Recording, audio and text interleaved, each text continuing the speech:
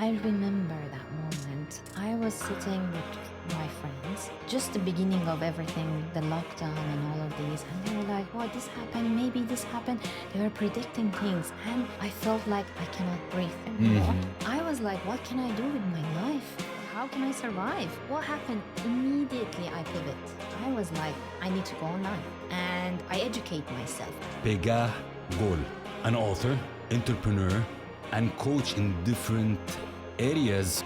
From your perspective, being a successful entrepreneur, as you are, what contributed to your success as an entrepreneur? What I can say,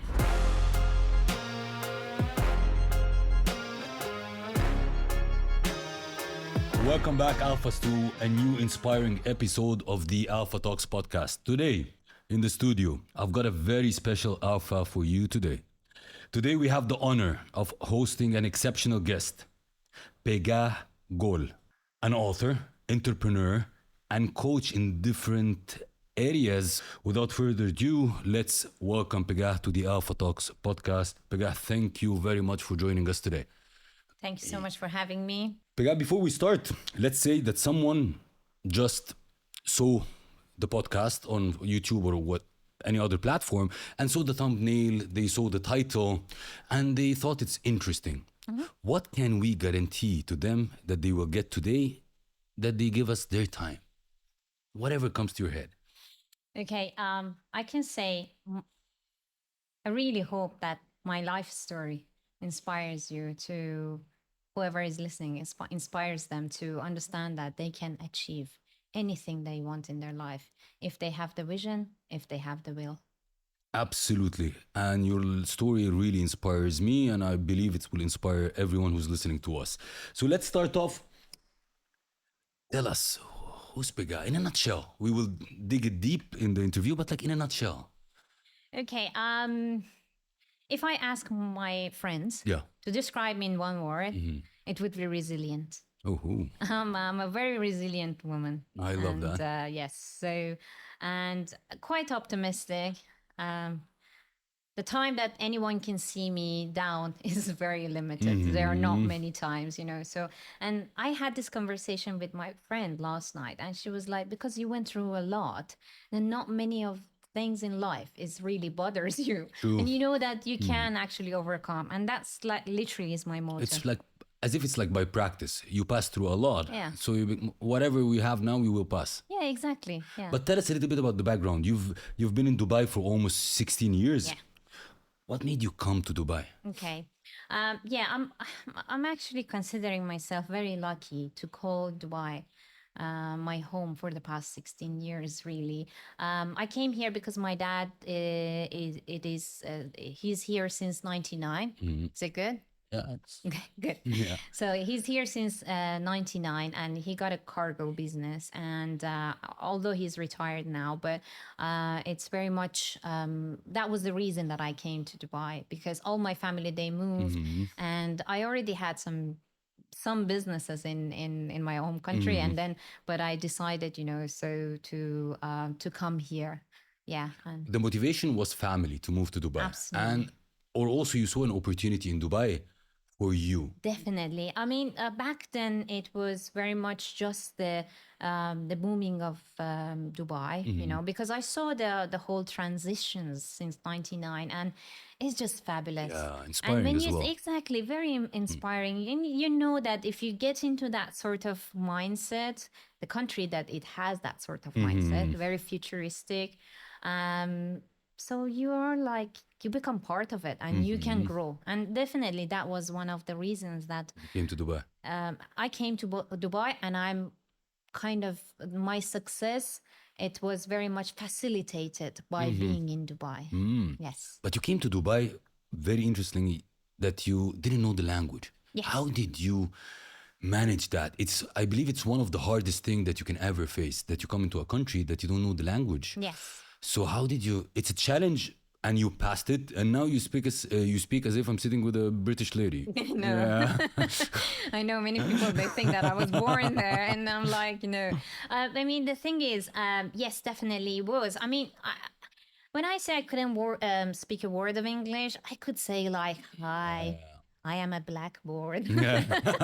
No, I mean, few things that I could say because we learn in our school. However, we never use it like in a practical way. And 16 years ago, when I came, the internet wasn't there. It was, but I'm sure you remember that the dial-up internet. Yeah, yeah. The tit, tit, tit, tit, tit. True, and cuts every You 5 were like, seconds. yeah, exactly. Yeah. So I didn't have the opportunity to practice. You know what I mean? But I love languages. I speak 5 languages, so I really love it. And I knew that I have to learn English. And that's why I decided that I want to get a job in an English environment. So I started to practice Study and things. how long did it take you to? It wasn't that long, honestly. I picked up very quickly, but at the very beginning, because I was looking for a job and my English wasn't great, I couldn't get jobs, and I didn't know even how to write the CV, Yeah. how to do the interviews. I mean, it was very tough for me to Yeah. learn all of these, and no one could help me. Not that they didn't want to; they just didn't know how to help me. So I'm very happy to share all of these as my humble starting point. Yeah. Because That's what shapes us, actually. absolutely, because yes, it is definitely shapes us. And also, if within the audience someone sat and either, I just want to show that nothing can stop you. True. There is no limitation. Like not knowing language is a very great barrier.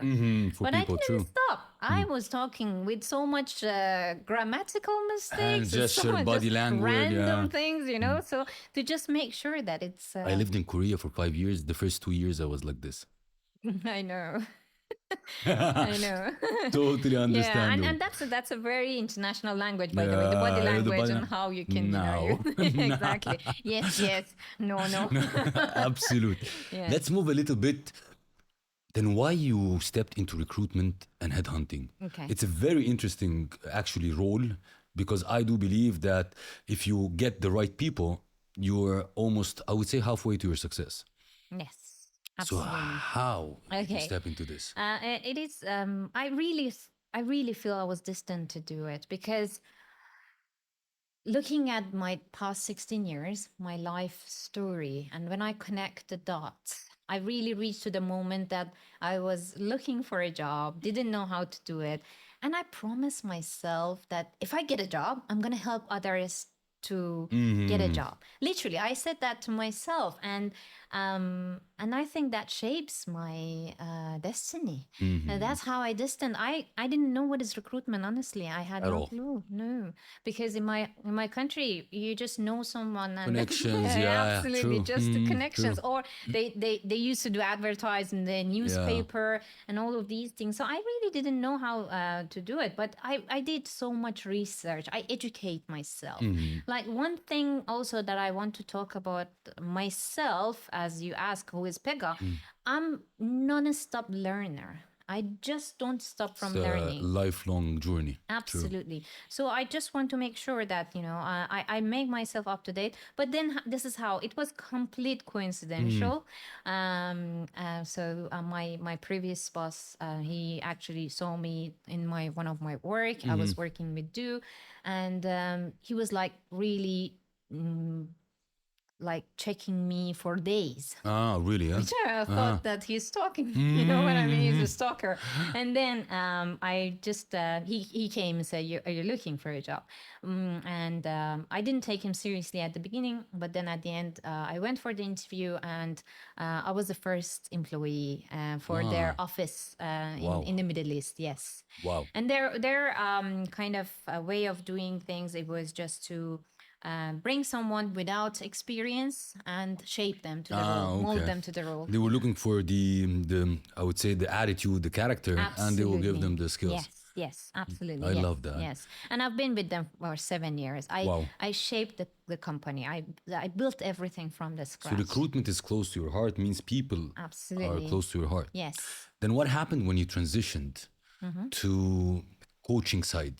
Okay. Yeah. Yeah. What made you do this?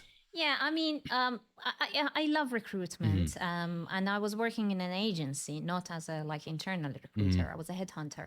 However, after a few years, at the beginning you start to be in touch with people. So you do, it's called 360, which you're in touch with the candidate, you're in touch with the client, you do business development, Yeah. you do B2B, you do B2C, you do lots of things in between.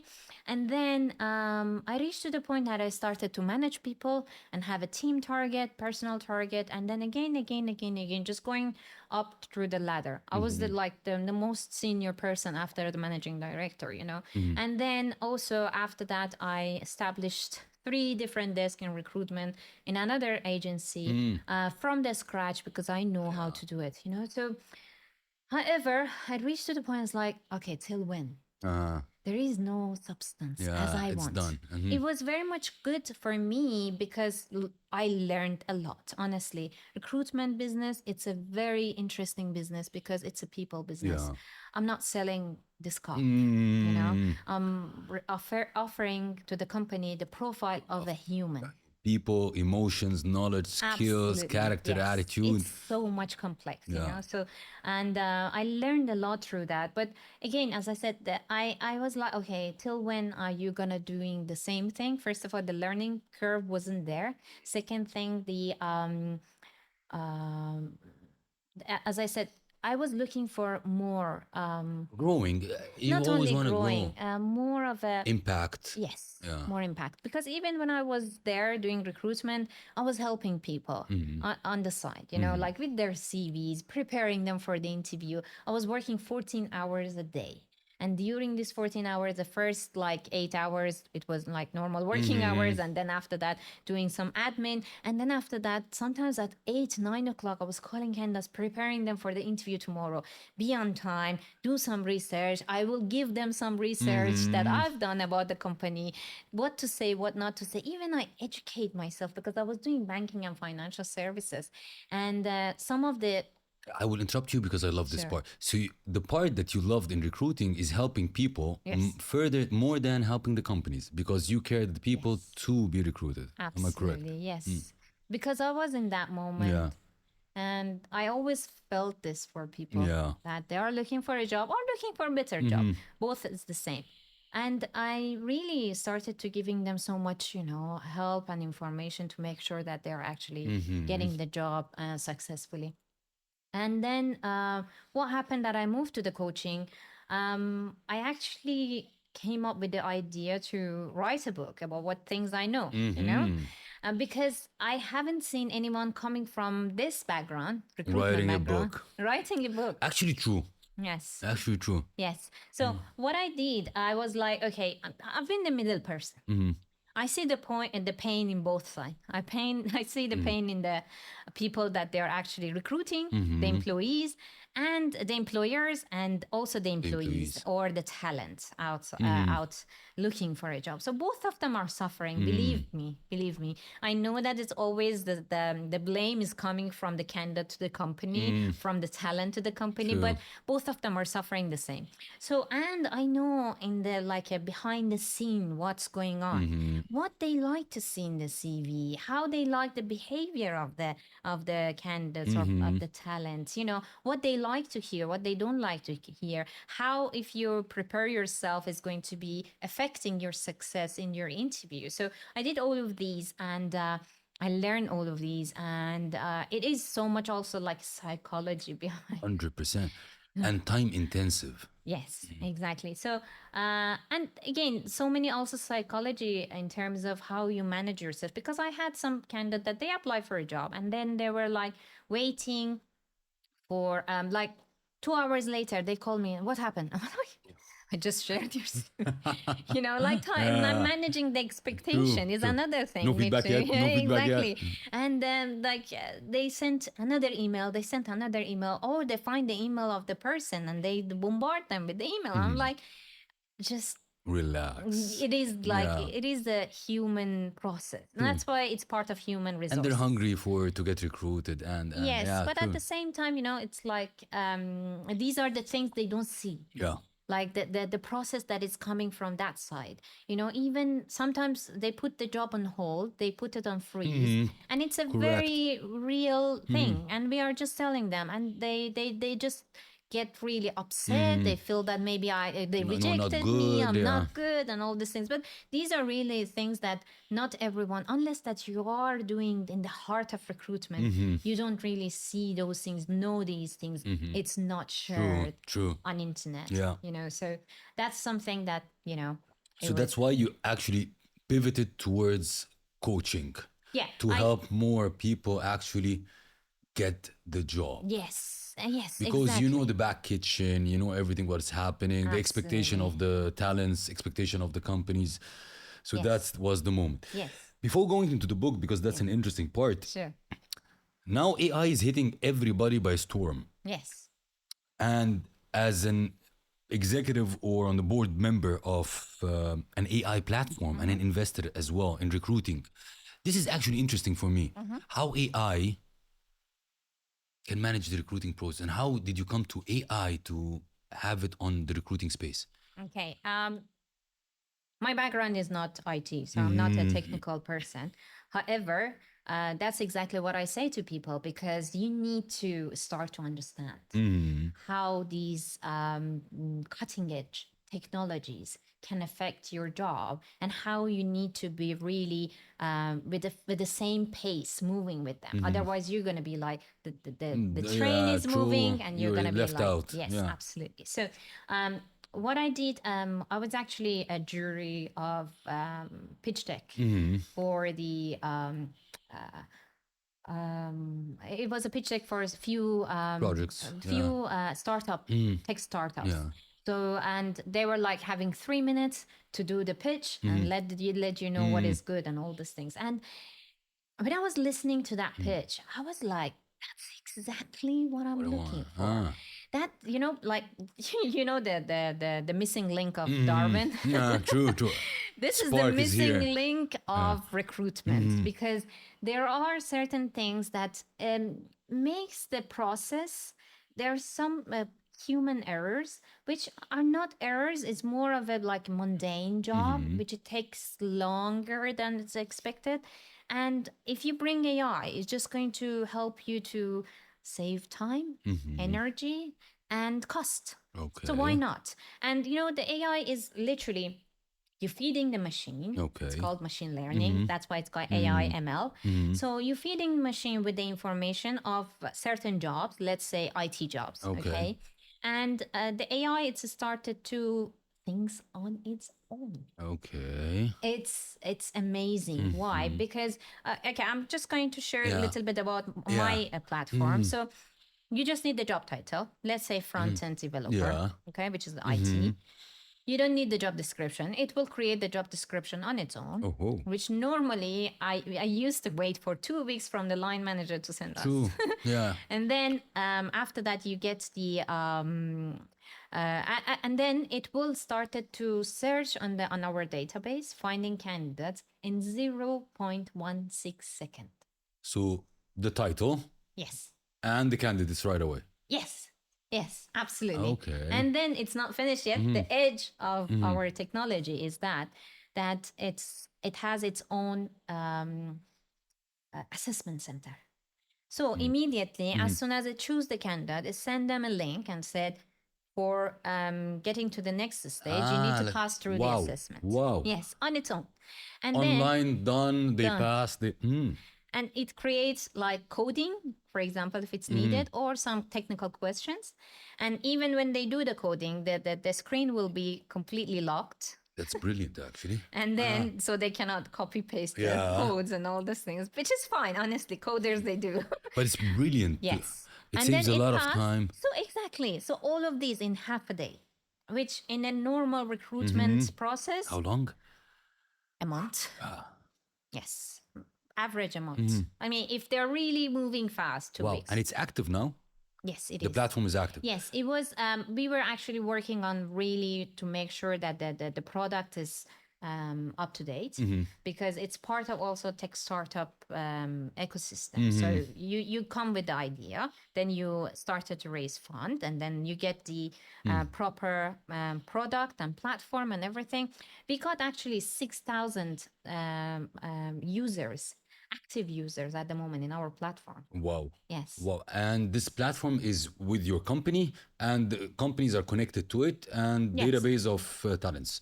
Yes, they can actually have this one on their On their own own, database, or they can use our Very database. interesting. Yes, and when you put, I remember I was doing a demo with one of my clients, and then they asked for some jobs that it was like we need a CTO as like a kind of co-founder, which we didn't actually mention it to the Yeah. machine. Yeah. We didn't feed the machine for that, and I was like, let's try. Let's see what And we're then gonna I get. tried, and it really thinks on its own and it's created. I was so blown away that how it happened. So it was just Wow. so crazy. Wow. Yes. Because I never. Now we know that AI is hitting us from everywhere, Yes. but I never thought that AI will have an effect or an impact on recruitment. No, it does. Yes. Wow. Yes. Wow. And it's also like there are also things that you can do with AI that like they do the interview and it can actually scan your body language, your No way. tone of voice. Yes. And make an assessment, grading. Yes. Yes. Wow, that's fabulous. I love that. I mean, there are always some sort of errors on AI. Of course. Like they call But it's it getting there. hallucinating. Yeah, but it's getting there. Yes, absolutely. And it's getting there way faster than we put some policies in place. True, true. But at least, for this one specifically, I said that, it is not going to turn to the Terminator for sure. Yeah. It is helping the humanity. And speeding things up. And another reason that I did is because AI is very much gender neutral. So it doesn't make any difference for AI to choose Man versus male, a woman. female, Yeah, true. or this race or this nationalities, or because the names sound like this or like that. Or how they speak or how they look or. Not at all. So it's very, very much neutral. And that's kind of creating very fair opportunities for everyone. How long it's been up and running? We started, I joined them in February, and just recently we launched the product. Yeah. Very nice. But we already have clients, and we started to gain so much Traction in this talent. area. Yeah, talent in our database to make sure that if the client wants our talent, because it's international, they love can find someone in Russia, they can find someone in Turkey, they can find someone in Balkan area, they can find someone in Sweden, for example. Frankly speaking, recruiting for companies, I would say it's pain. Really.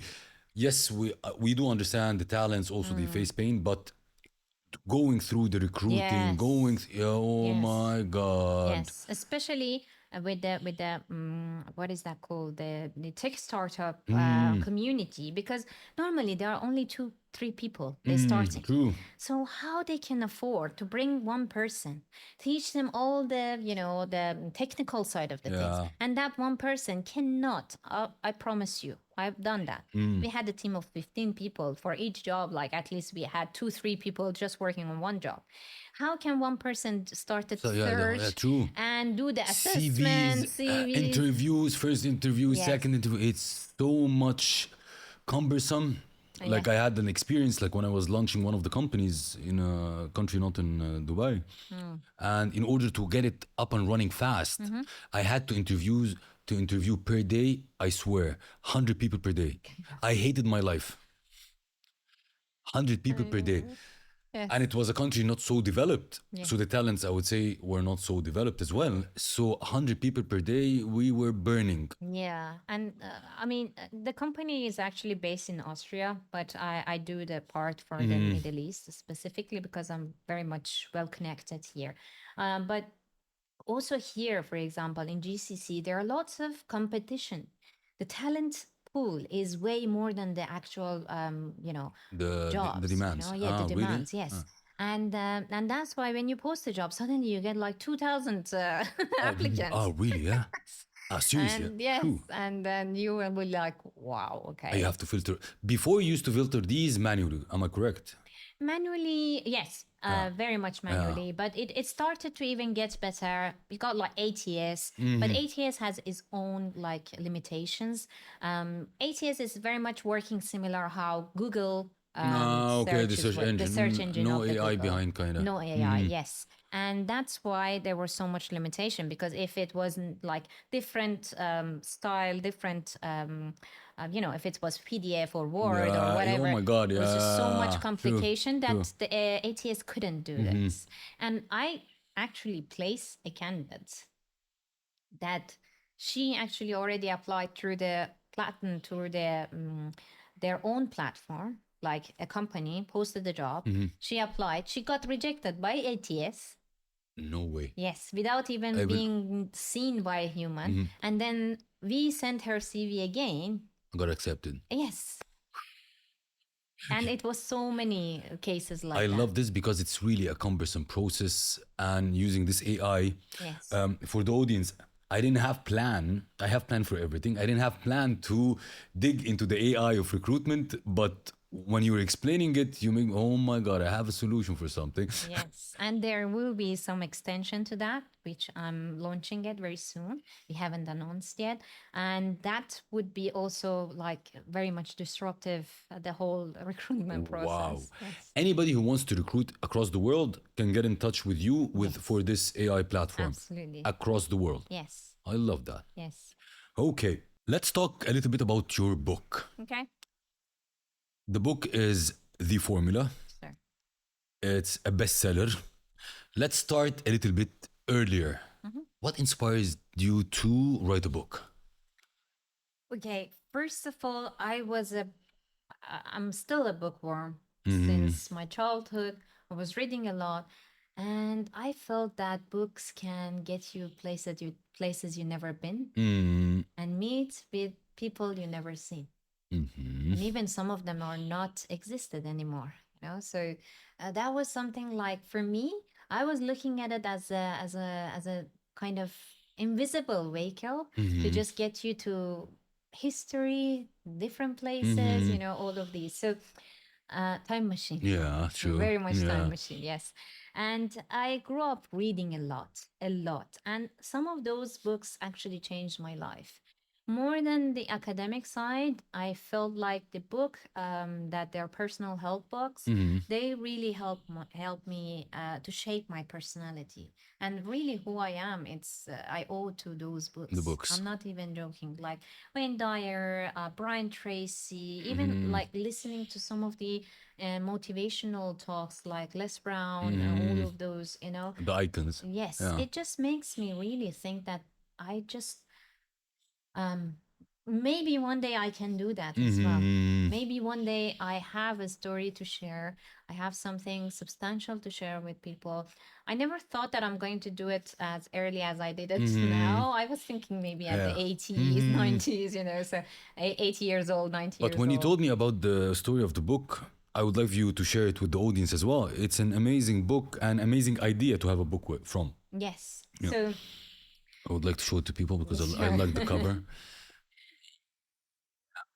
Formula, the Yes, formula. yes.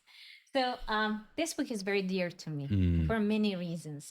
First of all, I'm very proud that just with a very little investment, I can, like anyone can get information from this book, and it's it's changing people's life Mm-hmm. around the world. So I'm very much like internationally offering Yeah. this for little investment, so which is most of it out, by the way, is not reaching out to me because like the distributor cut True. is quite high. So Yeah.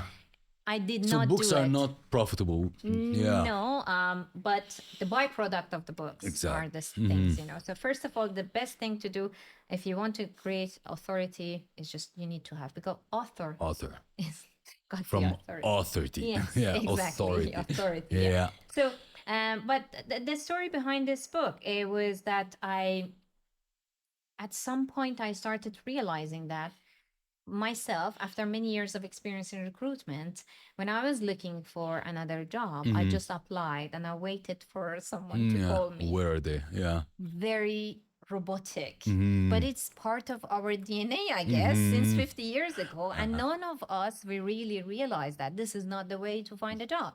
And I started to send my CV everywhere, but nothing happened. And then a friend of mine said, Pekka, you help thousands of people find a job. You Yeah. cannot do it for yourself. True. In that moment, it was my aha moment. I was like, wow, okay, that There's was a process. yes, Yeah. exactly. And I was aware of it. I was literally behind the scenes seeing all of the tips and tricks need to be done, and how I even myself I found leads, because I need the leads to approach the client, and I said I True. have candidates for it. You know what I mean? True. So that's So the you know way. both ways. Absolutely, I knew both ways, and I thought, you know what? Let me just do something, since I know all of these. And I put everything in place. So what happened? I started to apply for jobs in a way that I know after that, after the realization, after the aha moment. And then I said, you know, I started to put everything in place. In 2 weeks, I got 3 interviews. In 3 weeks, I got 2 job offers. So the formula is working. Okay. That's why it's called the formula. Yes, the formula is Yeah. working. So I was like, you know what? Let me share it with the world. And I started to write the book. I actually attended the seminar, which it was how to write a book, and they have like a program to Yeah. go through, and I went through that program. During writing this book, I actually lost my mom, which she was very much close to me.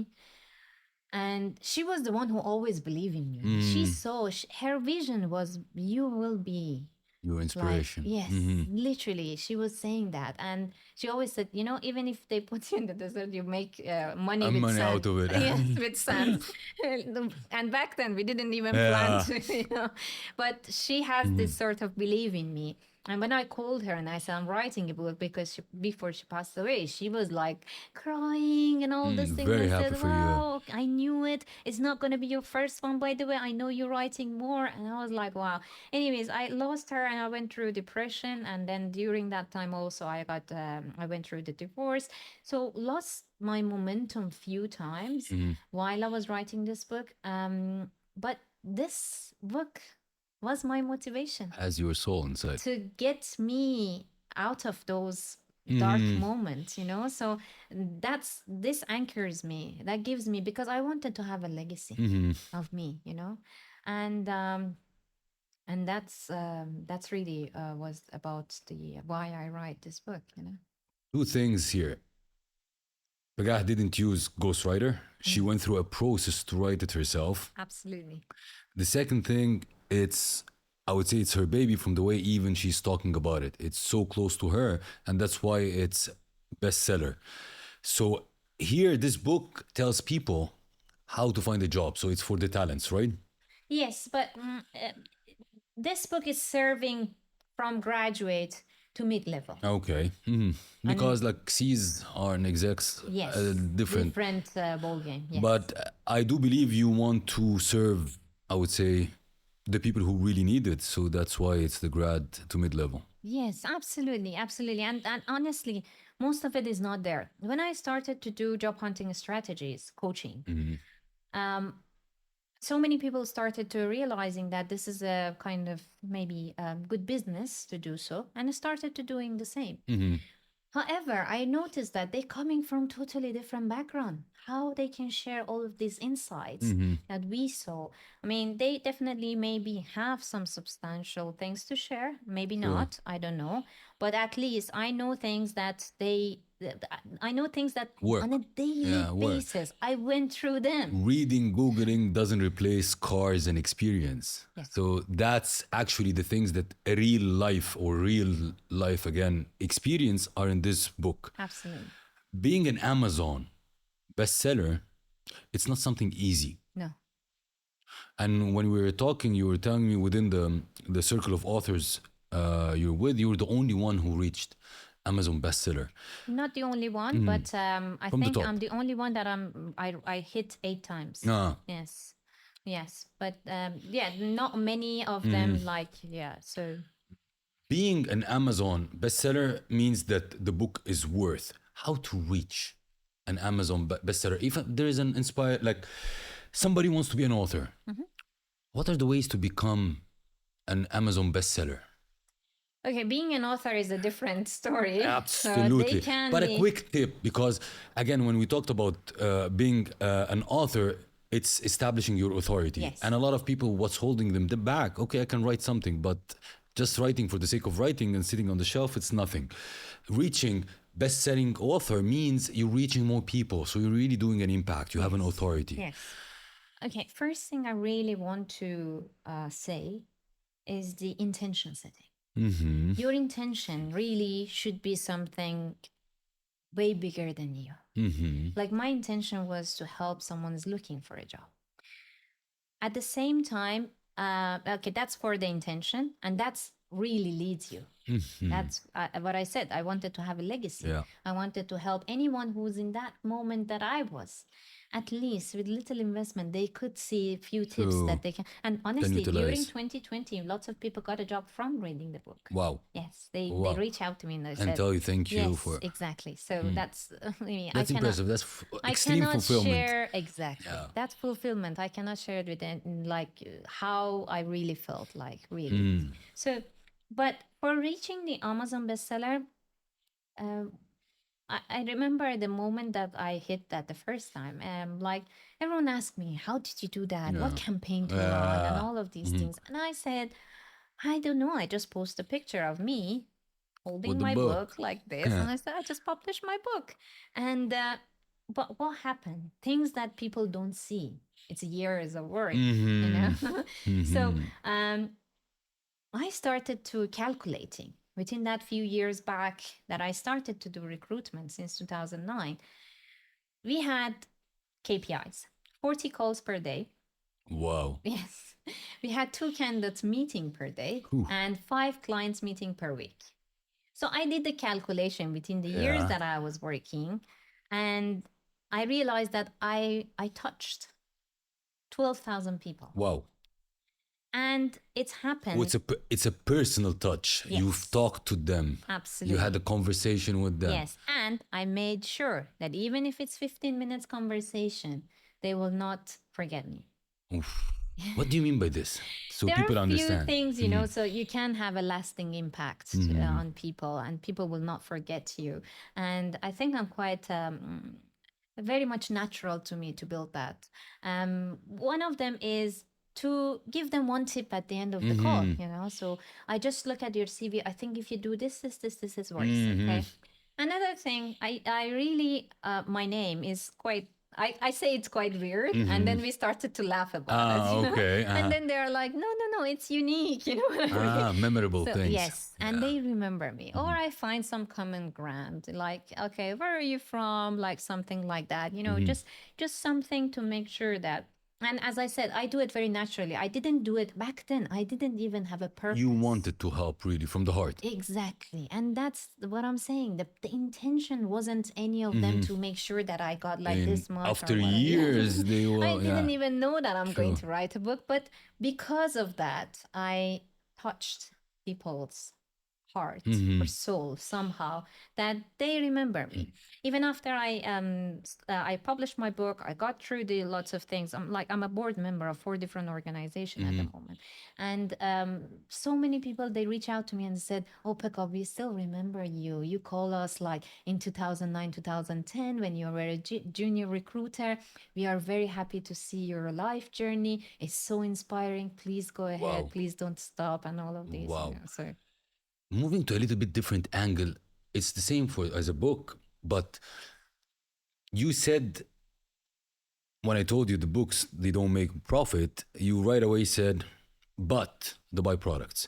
So it means that the books, being an author, opens business opportunities for entrepreneurs.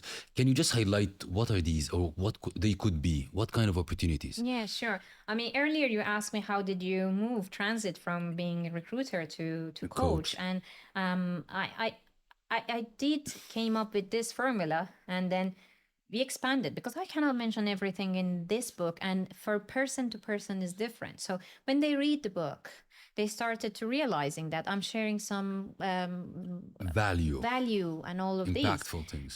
But it's very common and generic for everyone. then if they want a specific things, they reach out to Do you me. want to dig deeper? Yeah. Yes, for coaching. So I can help them definitely. It's one of those. Also, when you're an author, you get this sort of Yeah, opportunities. true. You get Yeah. invitations, Yeah. and you can do lots of talks. You become keynotes. Like I get lots of invitation for those ones, and like I got radio interviews, like TVs, newspapers. I wrote lots of articles about this. But as I said, I really wanted. I'm confident because this is my bread and butter. Yeah, I it was your objective wasn't for profit No, doing the book. You wanted to leave a legacy. absolutely. And the byproduct of having a book, the business opportunities or the opportunities is endless, I would Yeah, say. absolutely. I want to move a little bit to touch something. I have to tell you something. Sure. I love the name of the book called The Formula. Yes. Because everybody when tells me, Saif, what are you doing with this business, with this business, with this business? And my answer is one thing. I am figuring out the equation, which is same as the formula. And once I figure out the equation, I can hit on the variables in the equation to make this business a hit. So I love the name. Thank you. Actually, my coach suggested this. Amazing name, actually. Absolutely. Having a book, we will touch upon now personal branding. And you're an expert in personal branding. But before I'll dig into the personal branding, since we're talking about the book, how having a book, I would say it's an element Absolutely. in your tools for building your personal brand. It's the first one, honestly. I really suggest whoever wants to start to build a personal brand, start it with the book because it is very much immediately puts you in a It different, establishes you, put the you in the positioning. pedestal, totally different place, and being an author is always very much respected. And obviously not everyone started to write a book. Yeah. They wrote a book, they write a book because they want to share some of their experiences, and they have something to share. So that's something that immediately started to put you as authority, someone who knows things, expert, and the person to reach out to, I love that. it specifically position you immediately on that As level. it comes, the author, the authority. Yeah. 100% agree. Let's dig into personal branding. Yeah. So, as I told you before the episode, I'm a strong believer that personal brand is the go for in the future, now and in the future. So, why do you think that personal branding currently is important and why people should start to build a personal brand? Can I start? How did I get into personal branding? Absolutely. Okay, good. Yeah. Because when I wrote this book, I started to, as I said, it's very much targeting fresh graduate to mid levels. Okay, but after VP levels, the whole thing is totally different ballgame. True. First of all, most of those jobs won't get advertised. Okay, so, and they give it to headhunters to find someone who's not active in the market, So, first thing, they don't get advertised. Second thing, you cannot apply with your CV, even if they get advertised, because it's very sensitive. True. How a CMO or CFO or CEO can apply for a job? for a job. It Yeah, looks true. you look very desperate, and you look that you're active in the market. Most of the companies, they want someone who's not active, and that's why they're happy to give the retainer contract to a headhunter to find them those candidates. So what I said, okay, you know what? It's best to because what happened that I started to build my own personal brand. I actually COVID very much helped that because I published my book just before the COVID, February 2020. Wow. Yes. The timing. Yes, and I had like maybe 18 different gigs, speaking, campaigns, everything but face to face. All booked, Wow. all canceled, one by one. That's why resilience, perseverance. And I was like, really started to panicking. I was like, what can I do? And most of my coaching was face to face as Mm-hmm. well. So I didn't have even Zoom to use and all of these things. Yeah. I used to use Zoom, but not Mm-hmm. for this purpose Yeah, because and we didn't know people what is didn't Zoom know. to be honest. Like Exactly. I knew Skype and that's it. Zoom when it came, okay. Yeah, yeah. Yeah. I actually used to use Zoom because I have one of my coaches actually based in the US, and we used to do Zoom. But when I was telling people Zoom, they had no clue. So they were True. like, "Oh, And let's we're do it not used face to to it's not face." habitual for us at that Absolutely, time. yes. So what happened? Just I remember that moment. I was sitting with my friends, and just the beginning of everything, the lockdown and all of these, and they were like, "What this happened? Maybe this happened." They were predicting things, and I felt like I cannot breathe anymore, and I Mm-hmm. burst into tears. No way. I was like, "What can I do with my life?" And my whole life is really in that, and And I'm that's the very much thing that you self. really care about actually. Yeah, Yeah. exactly. And yeah, Yeah. that's the last thing I was I want thinking yeah, about, true. honestly. But the whole thing is, how can I survive? And okay, I have saving, but until when? This whole Yeah. uncertainty. And what happened? Immediately I pivot. Immediately. I was like, I need to go online Mm-hmm. and I educate myself. I got to whoever guru you may know, Yeah. guru you may Mentor know. me. Yes, Yeah. absolutely. I spent so much on me. During that time, I paid so much to the coaches, so much the mentors, so much classes that everyone was like, "Are you crazy? You don't know how long you're gonna this Thing will situation yeah. is going to be, Last. Yeah. and just don't spend your time, your money like that." And I was like, "No, that's the best investment I can do for myself." And that was the best investment. Okay, some of them they were not right gurus, Yeah. but Trial and error. Yeah. yeah, exactly. But some of them they were really helpful, and I built my online From presence. that time. Absolutely. And based on this And crisis. I started to get Yeah. lots of job opportunities. People started to reaching out to me. I had people, they came to me and said, "Pekka, I want to be like you." Mm-hmm. You know, Yeah. which in that moment I didn't have that personal Yeah. branding things, so and then they were like, "Oh, you're doing really well," and all of these things. So I put another formula in place for that specific things, so to just make sure that Yeah. we cover the personal branding, and especially as it started from that level B and C levels, Okay. so to help them to build the opportunity, so they become job magnets. They started to attracting jobs, attracting recruiters, attracting things without saying that I'm looking. Exactly. And in that level, honestly, people have lots to share, and I feel that if they don't share, so much information True. is not going to 100%. be there. Imagine if I wasn't writing this book. Lots of recruiters, they know those things. It's actually a unique book. Like I've never I'm a readaholic. I've never seen a book that it's either they're talking about how to write a CV, how to write a resume, super detailed, but in that way I've never seen.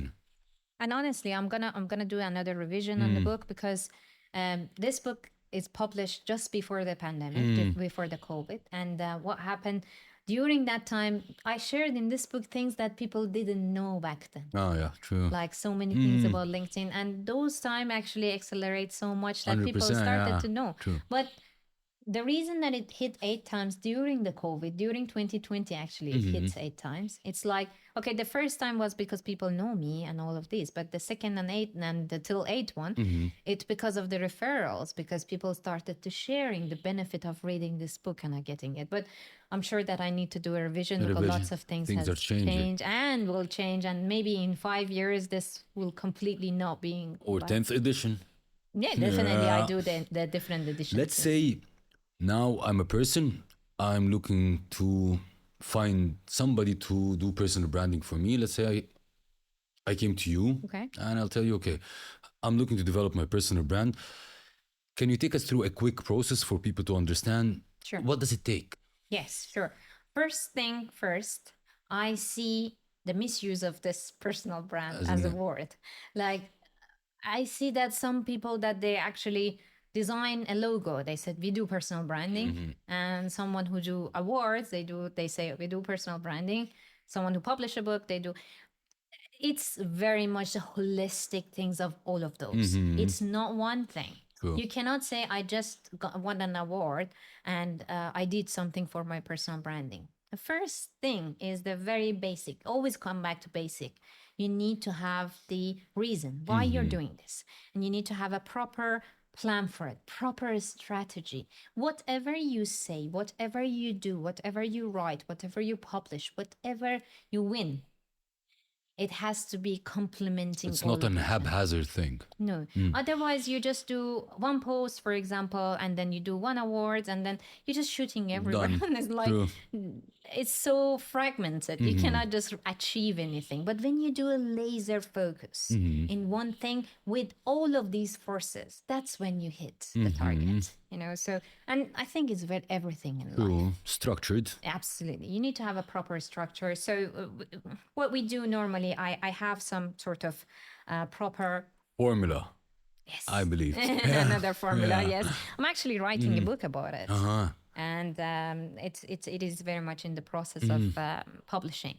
And in this book, I share lots of The phases. Yes, absolutely. But what I do with my C-levels or the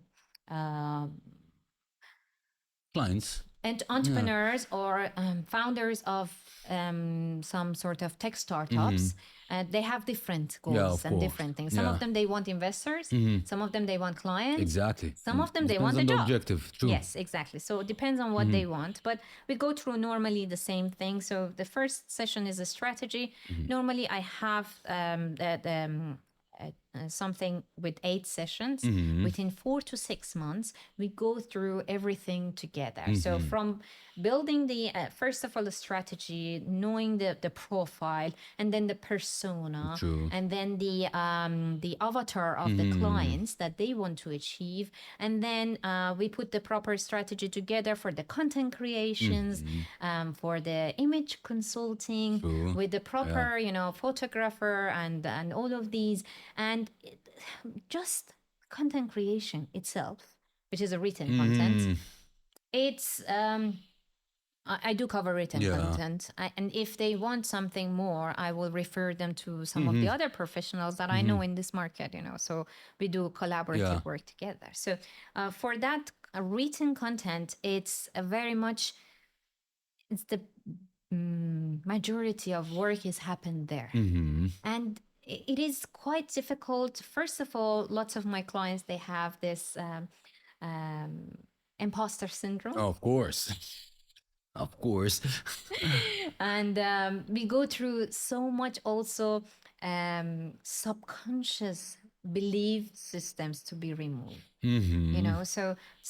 So many belief systems. Like while I was writing my book, I had my coach, and I was saying to her, my English is not good, I cannot write a book. And she was like, Pegah, your English is perfect. What are you talking What's happening about? to you?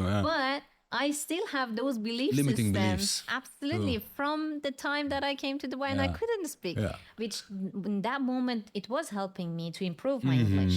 But at certain point, you need to put it down. You need to change You need the to beliefs. leave it, True. So, and I didn't know. Since then, I started to learn a lot about how with my coaching, because I went to London and learned how to do the career coaching.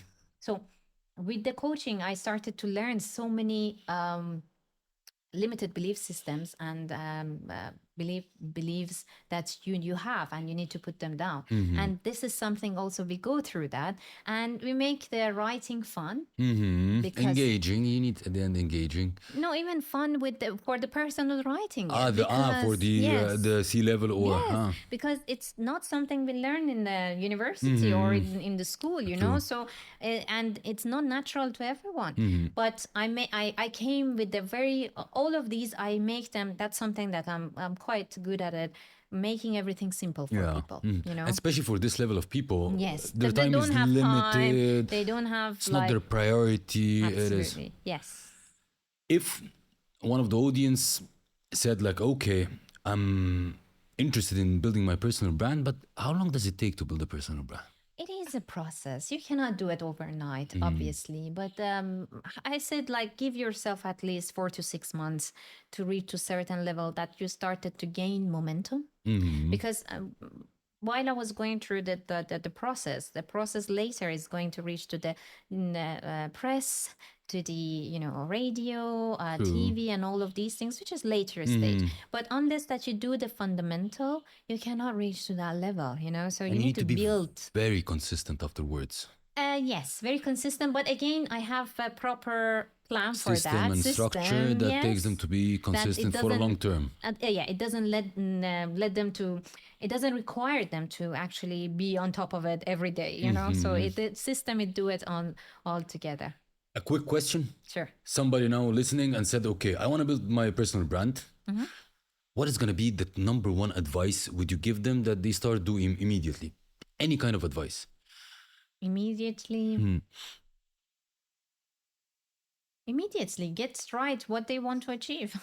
Their goal, their objective Absolutely. of building a personal brand. I'll tell you what, a lot of people I'm seeing to building a personal brand, they take it the other way around, which means, oh, if I build my personal brand, then it means I need to reach audience. Yeah. So they start looking for, let's put it in a social media platforms, I'm starting to look for followers, likes, comments. No.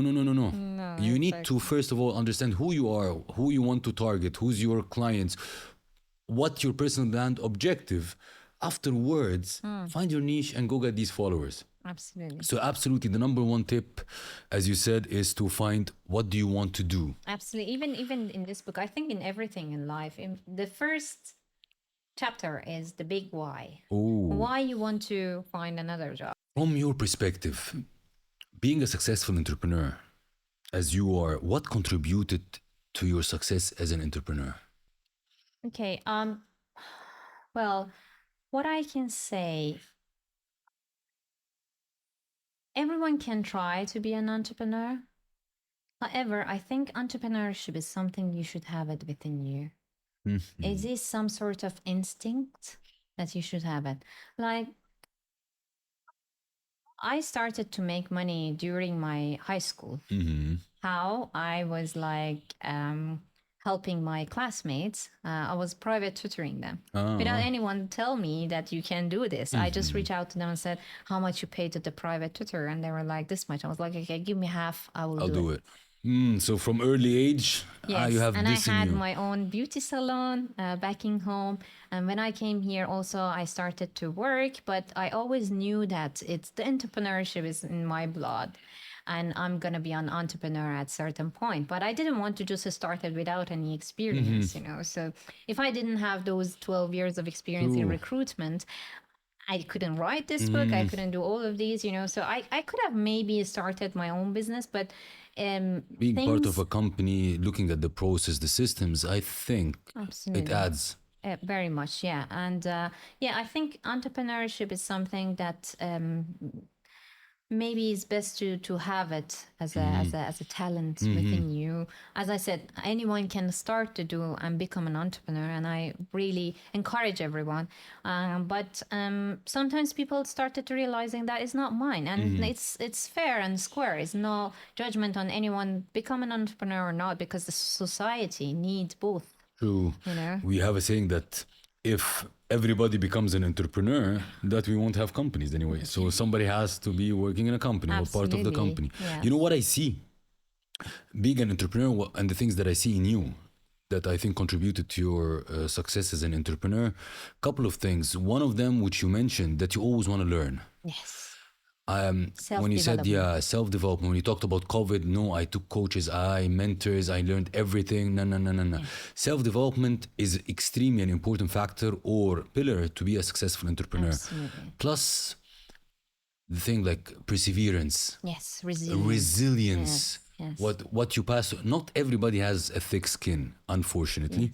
So I believe these are the things that contributed to yours as an entrepreneur. Yes, and I did not mostly mention about that side of the thing, but I think I'm happy to mention it here. But I passed through one autoimmune disease and one chronic disease as well. Really? So yes, And you passed it through. Yes, It and didn't knock you honestly, down. I did. I mean, I'm a human at the end of the day. But But honestly, you stood back up. absolutely. But those things actually changed my perspective towards life, and that's how I think I I linked my goals with the bigger purpose. Because at the end of the day, you never know how much time you have. True. And that's something that helps me as well. But again, resilient immediately. And sometimes when I was some of my audience, they knew, some of my clients, they knew, and I stopped working for a certain time. And when I got back to work, they were like, oh my God, Pekka, you're still the same. I was like, yeah, of course. Yeah. I'm back even stronger, you know. True. So I went through those moments as well. So like resilient definitely is one of the things that you should have as an entrepreneur. Another thing, going through the uncertainty. Oh. There are lots of uncertainty. Oh. You know, I have a saying that's saying like, entrepreneur is like jumping from a cliff and Not knowing. trying to assemble the plane going down. Either you assemble it or you hit the ground. Yeah, And or the it's- parachute, yeah. Exactly. So that's absolutely Yes. able to take because- risks. Yeah, and yeah, one thing that makes me during the COVID, I actually got the best part of my career, and because again, that was something that I learned how to do it, going through the uncertainty. Because I think all Middle Easterns, they grow up to certain uncertainties. You know, not all, but most of them, true. and that gives you some sort of, you know. Life lessons that you can do it. It's become part of your talents now. True, You know, so true. yes, and the personal development, investing in yourself is the best investment you can do. True. When we are in entrepreneurship still, and we are in the, I would say, one of the best cities in the world in terms of supporting entrepreneurs and the ecosystem around entrepreneurship. As serial entrepreneurs and entrepreneurs, what do you think from your perspective? What can we do as individuals to help this ecosystem of entrepreneurs?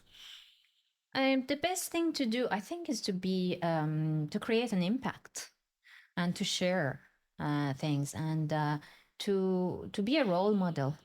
Because when people see, they started to realize that they can actually do.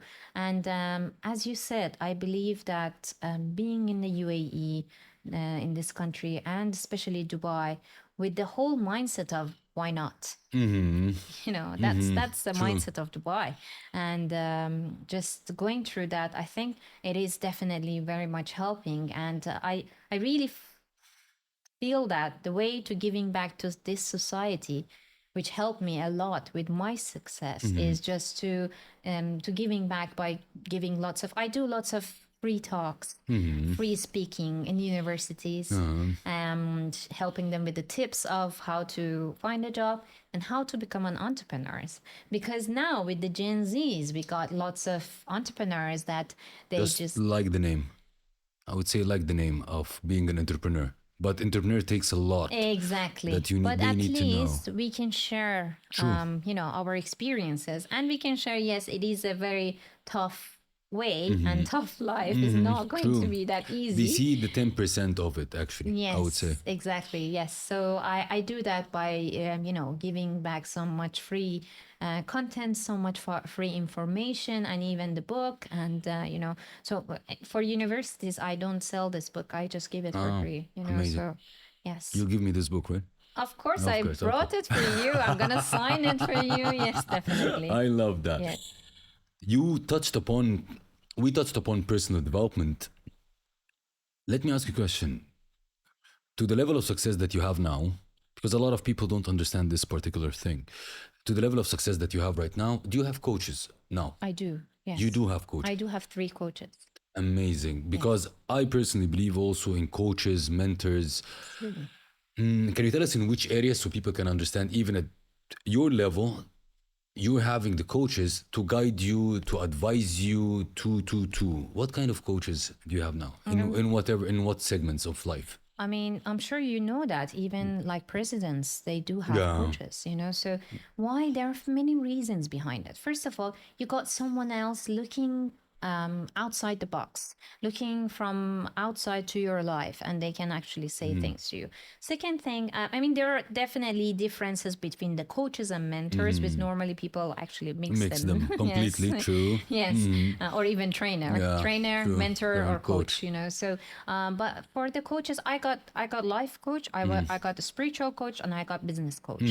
And honestly, without their help, I couldn't achieve whatever I achieved to Amazing. date. Yes, and I have zero hesitation to actually spend money On this these direction, things. true. Yes, but also at the same time, I do lots of courses that they're more related to the technology advancement. You know, so I learn how can I make my work more systematic, more all of those things which. Most of the coaches, they have this knowledge, but they don't help you with that. So you need to True. go through the courses. You know? 100%. So, but definitely coaches are Extremely important. So for the people to understand, they look from a different perspective, and I would say a helicopter view on you. That's one thing. That's why you need coaches. The second, they have the experience that you're looking for. It Absolutely. could take you years to get this experience. They give it to you in a nutshell, Yeah. and specific to the thing that you're passing through at the moment. Yes. Am I correct? Yes, so you're saving time, you're saving cost, and you're saving lots of energies. 100%. I was like this, by the way, since my childhood. I remember I have two sisters. Yeah. When my mom said, don't touch, they were immediately touching. Me, I was like, if she said don't touch, I she don't saw touch. something, you know, so why should I bother True. myself going through the experience, you know? So that's exactly the same mindset that I have with the coaches. And one more thing, sometimes you have blind spots. 100% correct. And Yeah. you're not aware of it, and even the coach is not aware of it. But while you're doing the session together, and they brainstorming, the started to question. questioning and all of these things, Yeah. they make you aware, and you started to have lots of aha moments. I love my aha Yeah, moments true. because they're like really, really helping me to understand me better. True. You know. Which one is the longest time or vertical in your life that you had a coach? It's the life coach, the business coach, Life coach. a life coach. Been a long time with it. Yes, absolutely. Yes, I love that. Yes. I want to smooth a little bit the conversation. So Sure. I would say, like, to smooth it or not, it's like, what kind of the biggest mistake you did in business and a lesson that you learned from? Okay. When I started to become an entrepreneur, I started to do everything on my own, No, true. not having a proper, Yeah. you know. And I was thinking maybe at the beginning it's good because I'm saving, but then I realized that no, actually I'm not saving. I need to start to delegate. I need to start to have team, and especially because I got other businesses which I don't mention it, you know, they're like more like a hobby or something. But for them, I have business, and some of them I outsource completely, but they are still my businesses. So you can be an entrepreneur and serial entrepreneur, and you don't need to be everywhere yourself, because at the end of the day, how many True, hours you have? hands, brain, 100%. So delegation is one of the key That's something my mistake. 100%. And you know, it's also was for me when leaving corporate and turning into an entrepreneur, delegation was the hardest thing. Yeah. Because you think that you can do things better than anybody else. I would do it cheaper but at the end of the day, it costs you hell. Exactly. Yes, your time, your energy, your Absolutely. cost, and all. Scalability, like 100%. Yeah. So everyone, I believe, learn. And delegation is not just a thing that you do, it's an art and science. Absolutely. It's how you delegate, it's the science behind it. So it's an extremely valuable lesson. Yes. Honestly, when I was like in the corporate world, I was like managing up to 32 people, and I was good at delegations, but because it wasn't my caliber own is business. different, and the caliber is different. Yes, and exactly. So yeah, that was a mistake that I made, and no more. yeah, done. Yes. So let's move in really. What's a hidden talent you have or a skill that nobody knows? I just mentioned it, I think. Which one? Yeah, I can make things very, very simple. I can explain something rocket science, really difficult to understand. I can explain it in a very simple way, so people started to understand.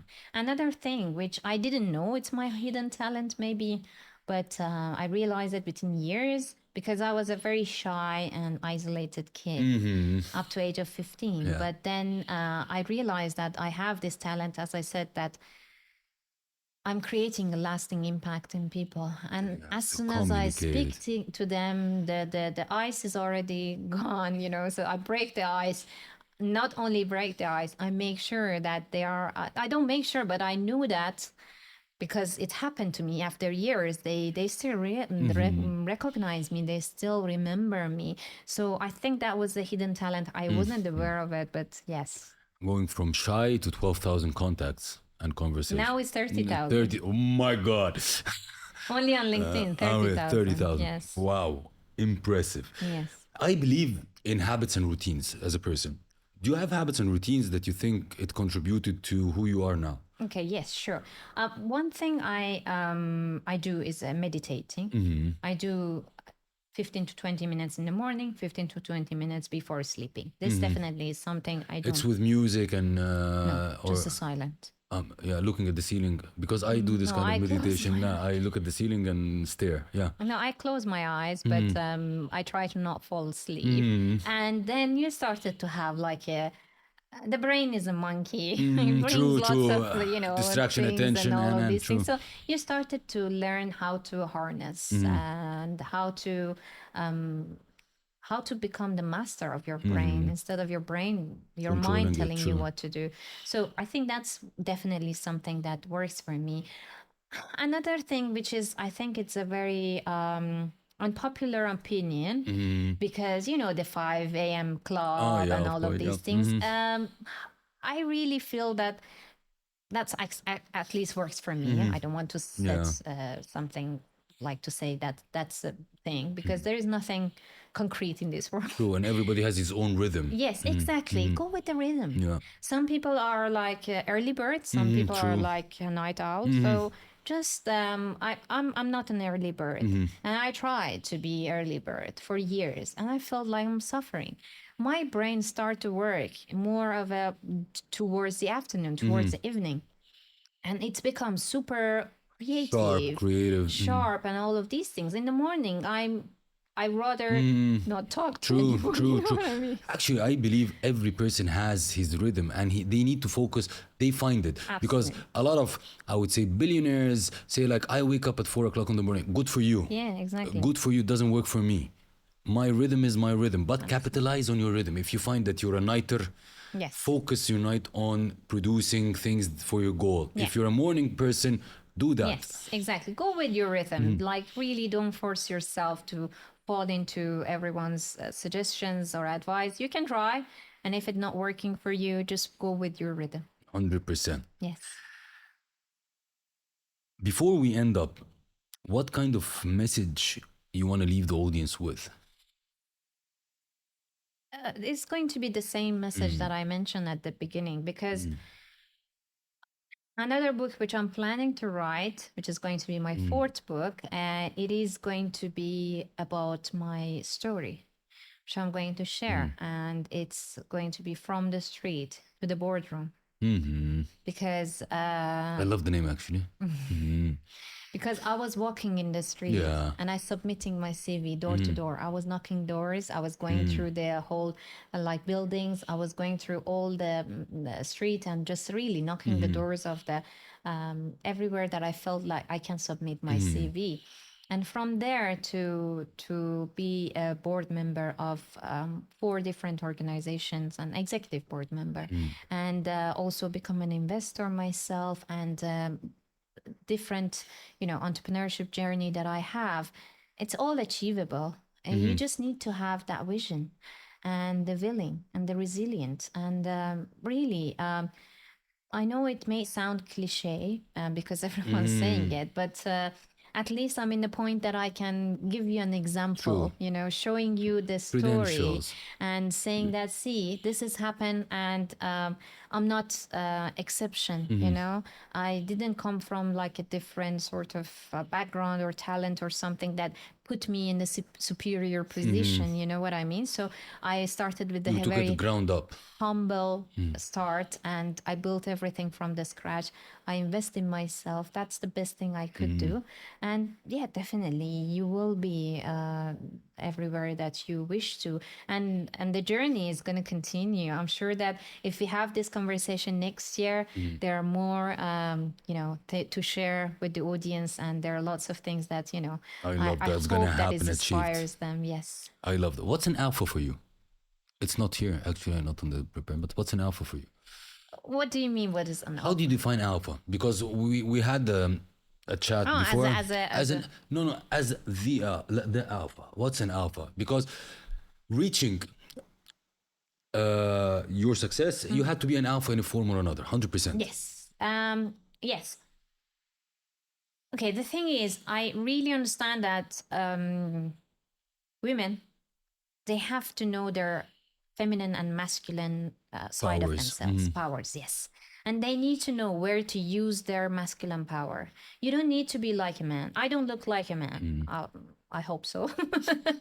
I'm very feminine looking, very feminine. However, when it comes to the work, I become super alpha. And I goals. just like put goals. I become super sharp, super serious. Like if I need to, seriously, as I said, I prefer to be like working towards the evening. But if there is something require me to 100 days on a row, I just do proper waking up at 4 a.m. I will do that. You know, so being an alpha, it means that you started to using your masculine power and knowing where to use it, where to be that kind of alpha. You know, we have in humans and we have in animals also. Like the alpha is the one that it's like doing the hunting and you know true. and all of these, and you need to be a hunter, you know, and at the same time you can keep the balance by being more of a feminine in your personal life, you know, so which I actually feel that I kind of achieved that, you know, in my personal life. I need a partner to be an alpha because at the end of the day, I'm a woman. I like to have an alpha to feel safe, secure, someone who actually taking care of me. But in the business, I can be a proper alpha. Yes. I love this explanation. Love it. Thank you. Before we end, we have a ritual in the Alpha Talks podcast called the Alpha Talks Memoir. Okay. So in this Alpha Talks Memoir, we have three things. The alpha guest has to write three things. Number one is the alpha guest has to write the experience that they had in the Alpha Talks podcast. Okay. The second one is write a question to the next alpha guest that's coming on the show. And it's a way for us to how the alpha guests connect, though they don't know each other. Okay. And the third, to recommend an alpha guest that will come on the show that can really inspire people. Okay. Okay, so these are the three things I will ask you please to do. But before this, you need to answer the question from the previous alpha guest, which I don't know. Okay. You don't know. I hope it's not a big surprise. Okay. Oh my God. Okay. If somebody told you, you and your life partner are exactly the same, would you feel happy or would you feel upset and offended? Me and my partner are exactly the same. Same, yeah. As I understand, like same characters, the same attitude, same. Are you a yin-yangy type, or you think like you have to fit 100%, the likes? Yeah, I feel that most probably I made a mistake. Because if my partner is, I mean, it really depends on the situation. But if my partner is just mirroring me, is the same as me, I probably made some mistakes, you know. So, and I don't know how is the relationship, but I like to have some differences, something to discover. You know, that's part of the journey. Yeah, exactly. True. Something to discover about others. You know. I love that. Pegah, thank you very much for being with us today. I hope you enjoyed it, and I'm sure that the audience will enjoy this episode to the max. And I'm looking forward for the coming episodes that we do together. Definitely, definitely. Thank you so much for Thank you having very- me. thank you very and much. one more thing is I really I'm appreciate... taking the book. Sorry? I'm taking the book. Sure. Okay. I really appreciate that what you're doing, and I think you are making a difference in people's life. I appreciate it. Thank you very much. Thank you. That wraps another inspiring episode of today's show. I hope that this episode has ignited your inner alpha and left you feeling inspired, motivated, and ready to conquer any challenge that comes your way. Remember, alphas aren't born, they're made. It isn't about dominating others, it's about embracing your authenticity, leading with integrity, and making a positive impact on the world. If you enjoyed today's episode, be sure to subscribe to the Alpha Talks on your favorite podcast platform. Leave us a review and share the podcast with your fellow alphas. Also connect with us on social media at SEIF Al-Hakim. Share your thoughts, insight, and stories of personal and business growth with us. Let's create a movement of alphas supporting one another. The world needs more alphas like you exactly. Until next time, stay bold, stay driven, and stay alpha.